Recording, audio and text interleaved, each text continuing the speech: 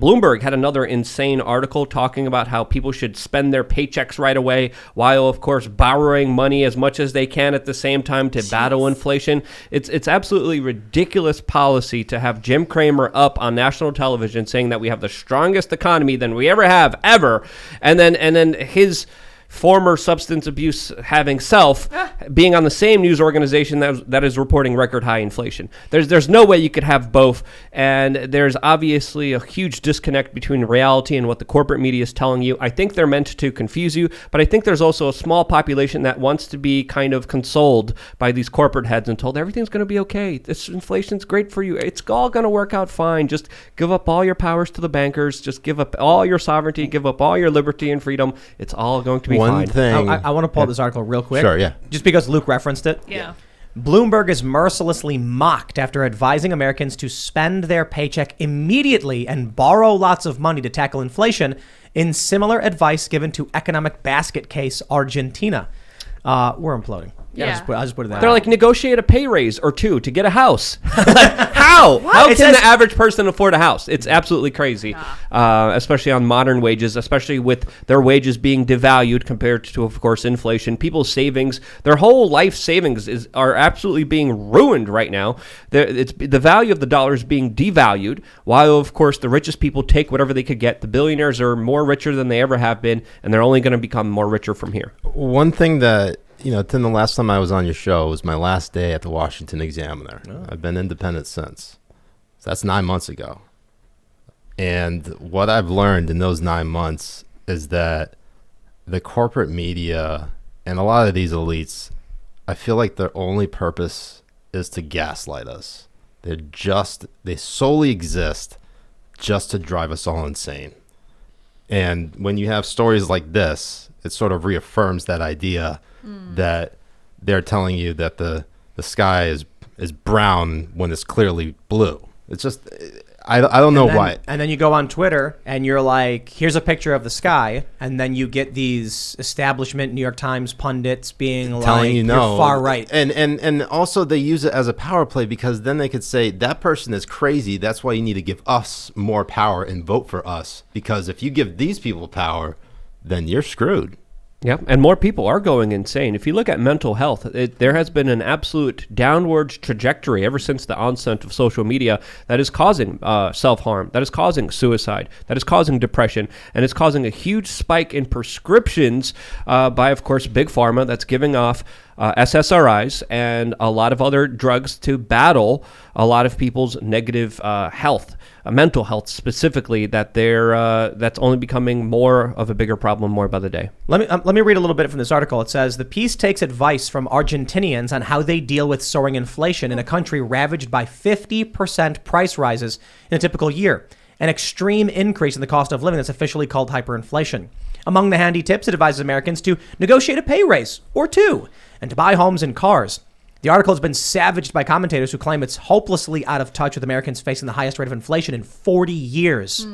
Ian Miles Chong wrote, America is turning into the Weimar Republic, with financial magazines advising people to spend their paychecks as soon as they get them. As soon as they get paid, hyperinflation is coming. Now look at this. I don't know if you can call it hyperinflation because that's sort of like a nebulous term. Inflation is the word. Hyperinflation just means, a lot of it. We're dealing with a major spike in inflation. They're spending more and more money. They're printing more and more money.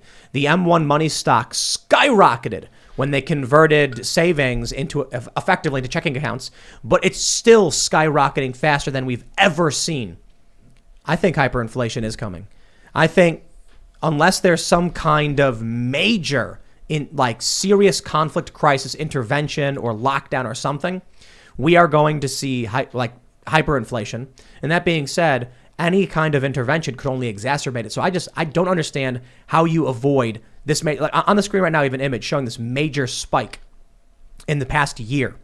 And it tracks alongside perfectly what we see with the M1 money supply. Yeah. You see one major spike straight up, and then it curves a little bit and then goes up at a similar rate. It's almost nice, too. Almost at 6.9%. Oh, yeah. It's pretty good. if it was 6.9, we'd be chill about it. Yeah. 6.8. I'd be okay with it, but 6.8, We had Max Kaiser on the show. Mm-hmm. What did he say, 15%? Yeah, He real says that the inflation. real numbers are a lot bigger than, of course, the official numbers that are absolutely underinflated. It's kind of like unemployment. I've been saying this for a while, like especially here running the business. I was like, whatever we need for the business, let's not wait, let's get it now. And the problem is our attitude is based on witnessing in real time the ridiculousness of inflation and the mass money spending. So, here we're like, what's our budget? We need new cameras for the new show. We need new studio equipment. Let's not wait. Let's buy it now and then build it instead of, building out the hardware, like building out the set design and then getting the equipment to fit it. No, just buy it now. We'll figure it out later. Because if we wait a month or two, the price is going to go up 20 to 30, $50. Who knows?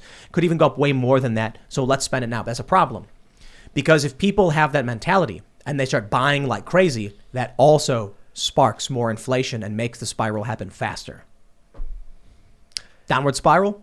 Maybe. It strikes me as like the horse problem, early 1900s. I think you've mentioned this a few times, where so much horse manure in the streets that they're like, at this rate, the cities are going to be overridden with horse manure. What are we going to do? There's no solution in sight. Then all of a sudden the car was invented. The entire problem was eradicated. Bitcoin. I think, it seems like it's a similar situation. Whether or not we do create the automobile of the economy that we need today to solve this, I don't know, but it seems like that kind of problem. Well, it almost seems like financial collapse is the goal. I mean, if you think you mentioned how the elites obviously are becoming richer, you also have to factor in the international interests that, say, like the Chinese Communist Party has in basically buying up parts of the U.S. More and more financial collapse only benefits them. Yep. And they're buying land like crazy. Exactly. Yeah. And if they can buy more of our debt, they'll do it. Dude, it cannot be understated how valuable collapsing an economy is to the rich people. You make so much money when you collapse an economy and you're rich. Everyone's selling their homes so they could afford food. Everyone's renting instead of owning. So that's one aspect of it. Is it time to ask if Biden is an agent of China? Oh yeah. Wow. China and Russia. Yeah. Let me show this tweet. So President Biden tweeted, "The United States pays its debts when they are due. That's why today I signed a bill to fast track the process to raise our debt limit." To which I responded, "I remember when my parents had to use credit cards to pay bills too." Yeah, it's not good. Good one. That's not But good. it's a serious point. We were never in a good position when it was like the electric bills due. What do we do? It's like Put it on the credit card. put it on the credit card. Don't do it. Yeah. It's like, well, then you're just digging yourself into a Yeah. deep hole. It's literally what the United States has been doing for a very long time. And he's proud of it. And he's like, look how good I am. Look how great I am. I'm signing a bill that's going to indebt this country where you can't get out of financially. Your children are going to have to pay for this reckless spending that he's still trying to pass the Build Back Better bill and fundamental institutional changes that, of course, will just print more money, throw more money into their climate and equity efforts and all this other ridiculous nonsense that they're trying to push forward, which will push for more regulations, more taxes, more control of government in your life. Which I is just gotta absolutely say, crazy. the CGI on that video is incredible. You can't even see the strings of the people pulling his hand to sign that. I can kind of see It does look like a green screen a little bit. Kinda does. Is that from the real Oval Office or the set? Can you guys tell? That looks like the real one. Yeah, it's gotta be a real Yeah, one. it's like across the street they have a sound stage, and it's got like TV screens in the Supposedly. windows. It's not real. It's been a weird past couple of years, I gotta say. a weird year. Yeah, maybe the Large Hadron Collider, caused the black hole to swallow the Earth, like Don Lemon said. And Yeah, that's now we're just in this like weird, twisted reality limbo. Where our thoughts are altering. where thoughts become reality. Much Donald quicker. Trump as the president, or was. It's possible that our thoughts are becoming reality much faster than they used to. I don't know if there's something to We're the just internet. we're just in an episode of Black Mirror, guys. Yeah, that's all it is. Like, We live in a simulation. we take our lives too seriously, but right now there's some dude watching. He's just eating popcorn. He's like, "Duh, it's a cool show." And that's it. It's that South Park episode of Earth. Oh, man. It could be. Everything seems, what's funny is like people talk about miracles and stuff. And I remember when I was little talking to people about religion, they're like, when you're older, you see the signs. And I was like, well, I don't know about that. Now I'm older and I'm like, there's no way this is real life. This can't be like real. Joe Biden as president. This is crazy.